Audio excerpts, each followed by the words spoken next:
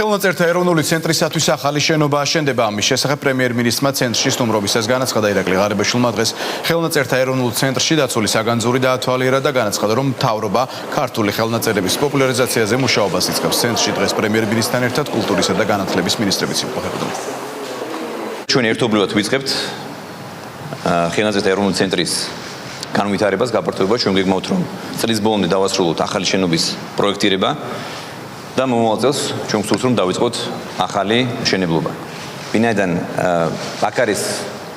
აქ არავითარი პირობა არ არის მოწყობილი, არ არის კლიმატური პირობები, ელემენტარული მატერიალურ-ტექნიკური ბაზა, ასე რომ აუცილებელია და ეს არის დანაშაული, რომ ჩვენ აქამდე სახელმწიფომ სათანადო ყურადღება ვერ მიაქცია ისეთ უნიკალურ დოკუმენტებს, ხელნაწერებს, ისეთ უნიკალურ საგანძურს, რომელთა ჩვენ ქართველები ვიამაყებთ. პროექტო დავალება მომზადებულია 2014 წელს.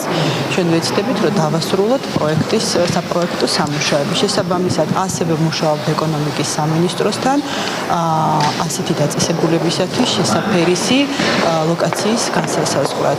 დაახლოებით ორიენტაცია გვაქვს ალაბრის ტერიტორიებზე. მე ვფიქრობ, რომ კულტურის სამინისტრო ძალიან აქტიურად უნდა ჩაერთოს პოპულარიზაციაში, ასე ვთქვათ, ამ თემის ექსპოზიციების მოწყობაში, რომელიც არა მხოლოდ უცხოელი ტურისტებისთვის, არამედ ჩვენი თანამოქალაქეებისთვის დარწმუნებული ვარ, ძალიან საინტერესო იქნება.